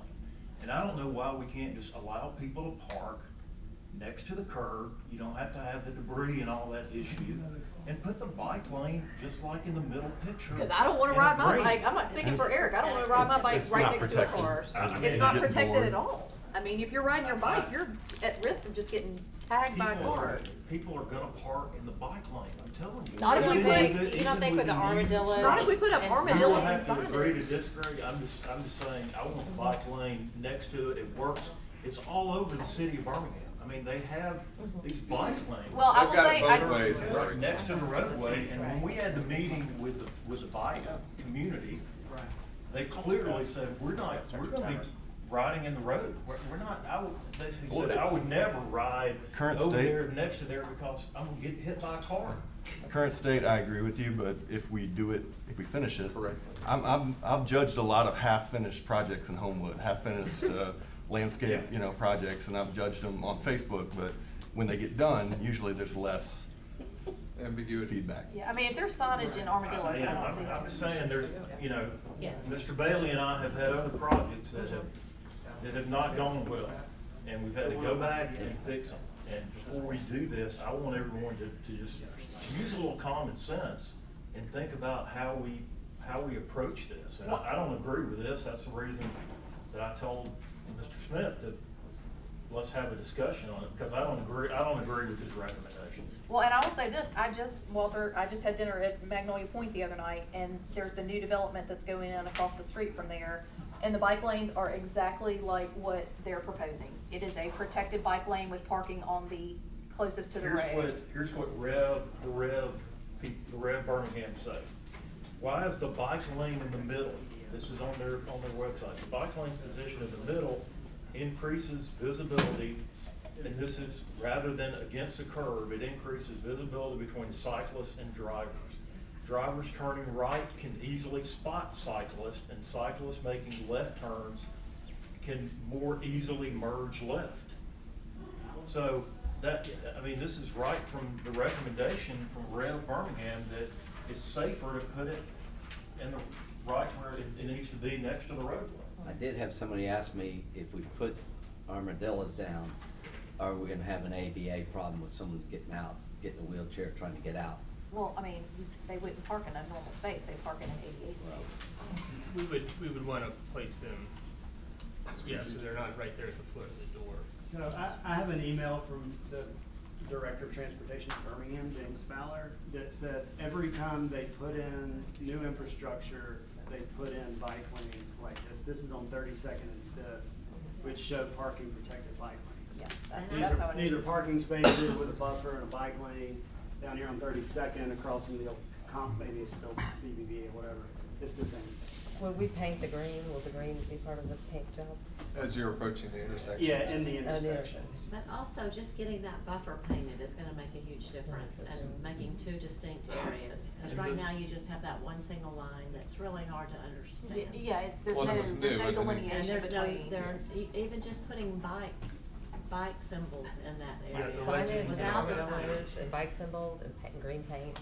Did you want to say Yeah, something? that's fine. So hi, I'm Carolyn Buck. I'm a resident here at Birmingham, or in Homewood, but I also serve as the Red Rock Trail System Director for the regional trail system that we're building. Kale is absolutely right. This is the new standard that has been done within the last year and a half is when this was established. The city of Birmingham is doing this. You'll also see them on every major city and other places as well.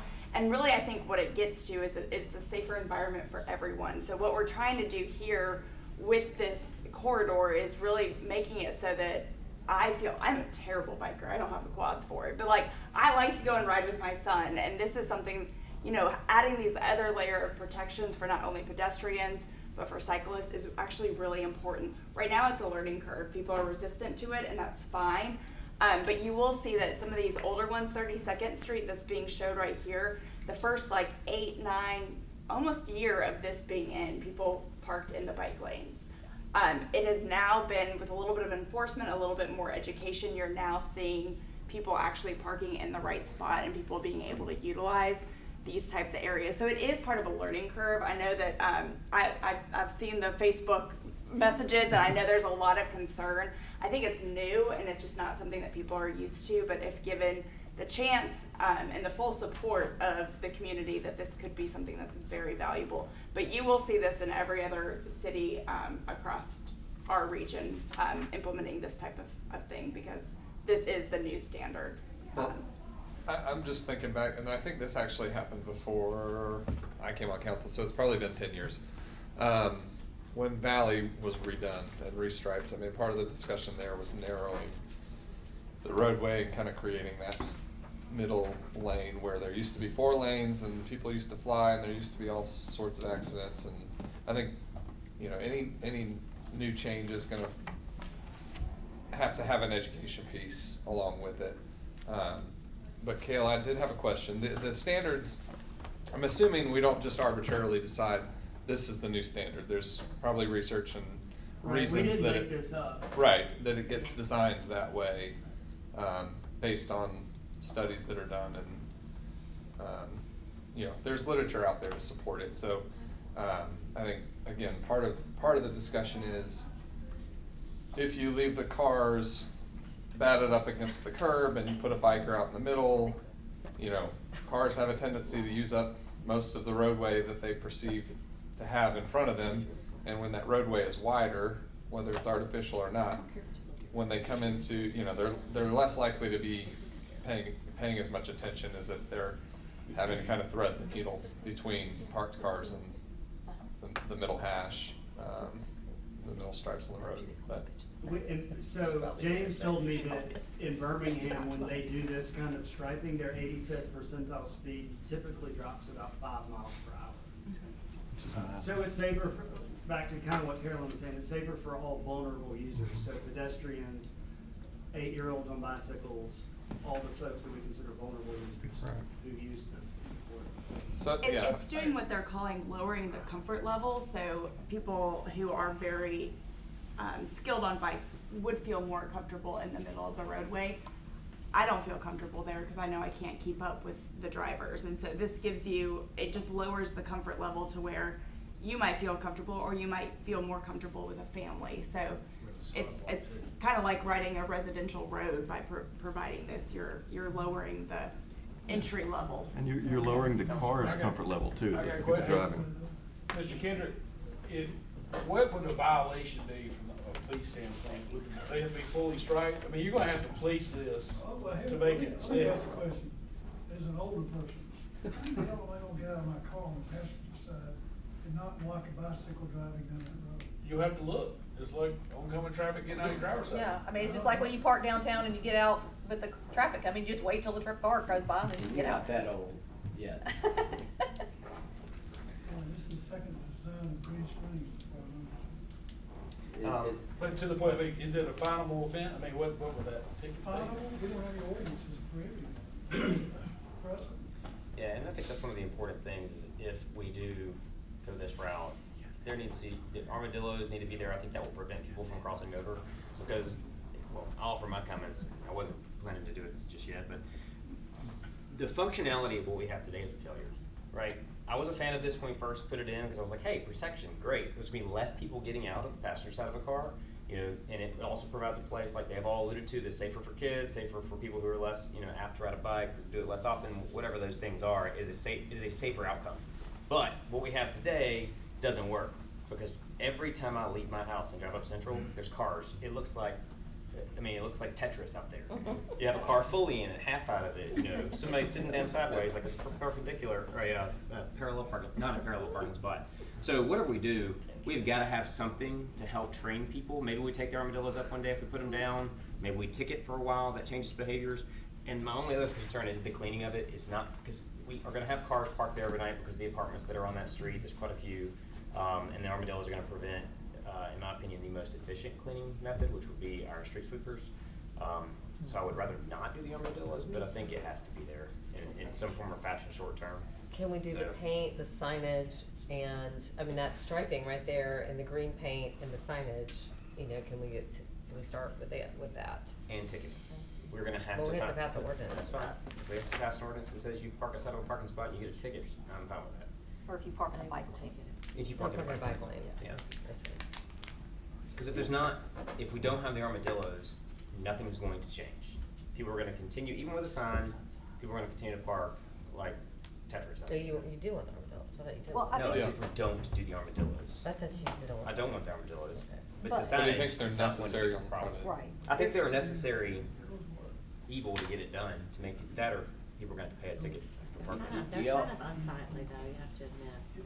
Yeah, do you- And the cleaning Do issue. y'all think that the striping we have now, which is temporary? No, we all agree. We can is all that- agree. I That's just want- temporary. I Like, understand, you think better striping is gonna make that feel better to people who drive down that road every day and question what the heck we're doing? It will, I mean, I think it'll reveal what it's supposed to be. You're creating an actual buffer stripe that's not there currently as well. Do we have room for that? Wait, to actually put the hatch? Yeah. Like, okay. It'll be skinny, but it'll be 2 foot. The bike lane's very big right now, It I will say is. that. It is. Yeah. So buffer is create more of a welcome. buffer It's a and bike less and signs. run lane. Thank you. Multimodal. Alright, so what do we do? What is this? What do we do? I can't make a motion because I. Well, Mike said that we didn't need a We resolution don't for have this. ordinances that address it. So it's a budgeted item. We were already in the middle of, I guess, It's just completing it. yes, completing it. So I don't know if the committee needs to make a recommendation to complete it as we discussed tonight, or what the motion is. I would like to ask the question, why is this even in this committee? Why does the council have to make the decision about striping whenever that technically would be traffic roll or, It's just working the right way. okay, that makes sense. But as long as it's the city, it's not. Because that question why I should That's be right. on the agenda. But the project was already bid and designed to be implemented. I don't recall having the discussion about how we striped 18th Street. No, Right. because it was stopped by Walter. So that's it's been why. budgeted, it's been paid for, we got money. Yeah. Why don't we, I'll make a motion to finish the Whoa, project. whoa, there ain't no more money left, and that thing was like, how long ago? A year. Yeah. But isn't final striping part of the original bid package? I can use it out of this year's. That's a Berkeley question. Berkeley, But so what, what- I mean, what- but it was, so- but the final striping wasn't included in the original price? No. Yeah, I would like to see that contract. Who paves a road for a project and doesn't plan to final stripe it? We used the money to do the temp. And then had to wait. We've been waiting the whole time. I got money, don't get me wrong, I got money to pay for it. But I've closed that PO out. That was last year's PO. So, that doesn't make any sense to me because temporary striping has to be applied regardless of what the final striping is gonna be because you have to let the concrete cure, not concrete, asphalt cure, correct? That's correct. So why would they not have had a final, I mean, we should have both items in there, both the temporary striping and the final striping. Because it was stopped. The temp's all right. I But mean, the money doesn't go away. Like, where did that money go? They're putting in initially to test it out. They were gonna test it out. There's temporary With the striping. temporary striping. That's what they were gonna do, but let's see how it works, and then we're gonna I revisit. think we're That's missing what I'm saying. happened initially. When whoever went out and surveyed this project and said, we're gonna repave this road, right? There were bike lanes there. So whether you temporary stripe them the way they were before, or you move the bike lane over 5 feet, It would've been striping. they're striping regardless. Yeah, and that's So what someone- I'm proposing. who Keep is the them contractor? The way they were. Maybe asphalt pipe. That's who does all of our stuff now. There should have been a line item for final stripe. They would, well, they would have, I mean, they would don't have care if it's been 2 had years. temporary striping and final striping. Okay, then No we matter need to what tell them to come back and configuration. final stripe the road, and then we're not paying for it. Because it was included in the original bid. If that's the way it was written. I don't know about, I don't know Not about that design. That design, Andy, is a whole different design than what our past one was. That's Okay, a lot okay, more- that's fine then. Then there that's a should be lot an more- allowance then. That's We a should lot have more some money paint. available. You're fixing I to get add that. color paint. Sure. And a lot more different things than what was in the other one. Now, I mean, you're not comparing apples to apples. No, I agree with you there 100%. So then we should have an allowance available for the basic striping package we had before, which they intended to put back. Yeah. So for the above and beyond that may be going back today, I then agree we with hope that there will be a credit applied. That's essentially. correct. Okay, perfect. So do we need to send it to finance? No, No, Berkeley said he's got some. I've got money to do it, but what I wanted to understand, there's a difference in what No, I was on the understand original fully. and what you're doing Yeah, now. there's more paint going There's down. more paint, there's different paint. Okay. Pretty colors. That's the point I'm making. Signage. And can we get Randy to do signs? I just need from Kale what we need to do. Okay. Yes. I just know there's money like that. I don't want That's to pay for true. it twice. Yep. Don't worry, you know. So So I'm making a motion Not much. to I understand. complete the bike lanes on Central Avenue, As a city period. taxpayer. Second. But, Alright. but how? Yeah. Which way? Kale, that kicks to Kale. Correct? Well, just. I need a guess- motion that's definitive about what striking package Yeah. we're gonna. Are we going back to the original or are we keeping? Yeah, so I would say that the motion is on Clark's 3 PDFs, 3 drawings. There you go. That's what we're doing with the addition of the 2-foot buffer instead of the 6-foot wide bike lane. 4-foot wide bike lane, 2-foot buffer. I'll make a motion for that. You're changing it to a 2-foot bike line? 4 foot. Bike. Or 4? Versus. There's a 6-foot wide lane out there now. And so, It'll be 4 Why didn't we feet. test it at 4? I mean, that's the whole point, is that we were testing it to see how it worked, and now we're just. there we're there just wasn't reducing there the- wasn't the a amount, test. the There was never a width. test. There was here's the striping plan, and then the central asphalt went out and did just exactly what they do on every project. which How do we know a 4-foot one temporary is gonna be right? Why is it not 3? I mean, we're just, it just seems like Hey, Eric, who rides bikes. throwing darts at Our, this. our No, four, we're four, going to what the standard or is. Clark, who's an engineer, our It's gonna be 4-foot fine bike lanes, because we've or not is that moved acceptable? it away. Okay, It's a good bike 2 lane. experts over here who are engineers and bike people said that 4 feet, bike lanes are appropriate, so there you go. What's the standard? Just, is there a standard? 5 feet, 6 feet? Six. Prefer, yeah. 5 is kind of like the sweet spot, but you can adjust. We would design it differently if we're building a brand new road, right? We would Sure. Go If you with can make all them- the recommended everything, but with all great things in engineering, it's a interpretation of guidance and. Oh, I made a motion for. Yeah, Councilor Overton made a motion. Is there a second? I'll say. Second, alright. Frank? Yes, today anyway. Yeah. So we have a motion and a second. All those in favor of going back or following the plans that were on the screen, signify by saying aye. Aye. All those opposed, nay. The ayes have it, 5-0. 070225, request for consideration of adding a street light at the intersection of Millers Place and Overlook. We dropped this item in finance. I'll entertain a motion to drop this item. Motion to drop. Council Hart makes the motion. Second. Second by Council Brown. All those in favor signify by saying aye. Aye. All those opposed, nay. 070225 is dropped, and Thank public y'all. safety is adjourned. Holy moly, guys, come on up. How are you guys doing? Good to see Hold y'all. on, let him call roll real quick. Let him call roll. I can't imagine. After sitting here for 2 hours. They probably got homework. Or anything else. Eat dinner.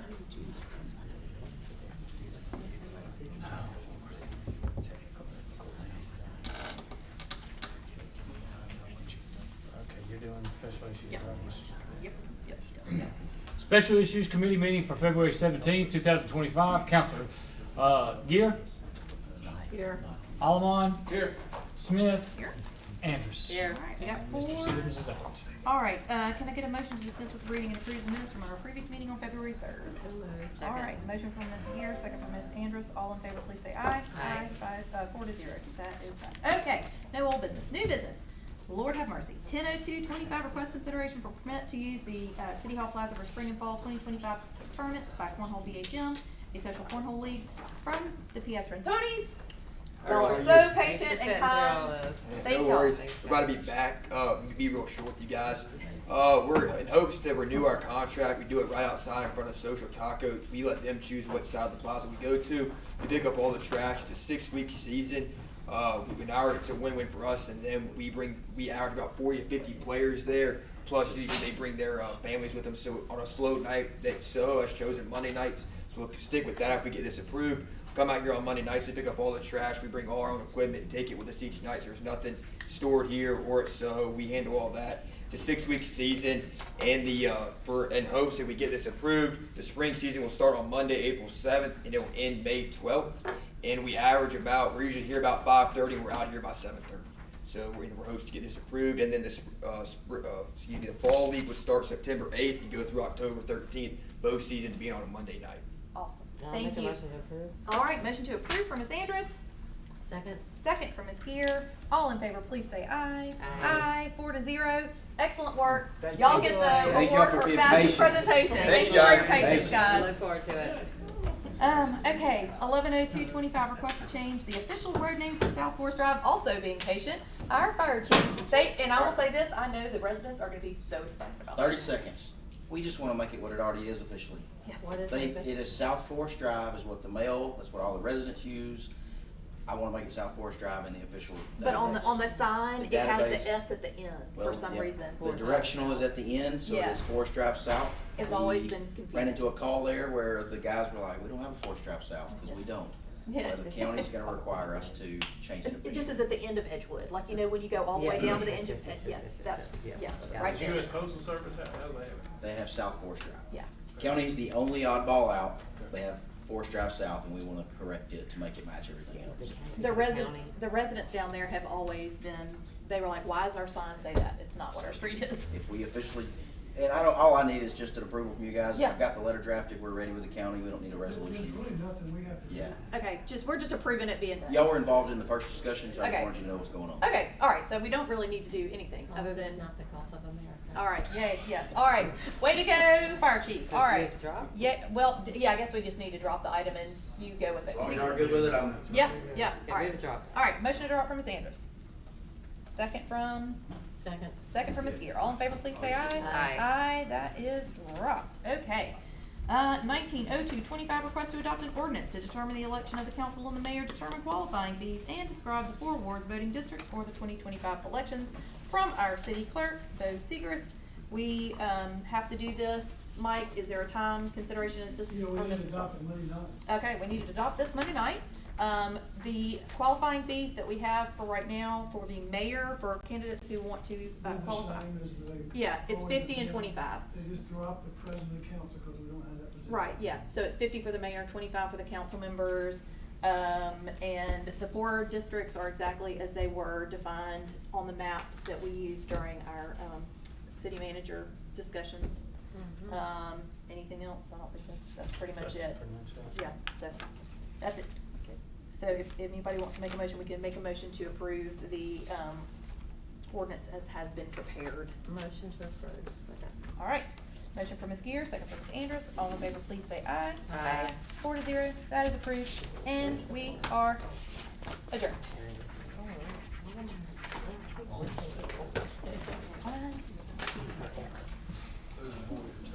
And we're gonna carry this item over. Okay, I'll get it to you. Go ahead. Oh, well, no. I didn't wait to- Yeah, yeah, this is where I'm. Oh, yeah, yeah, you said that. Yeah.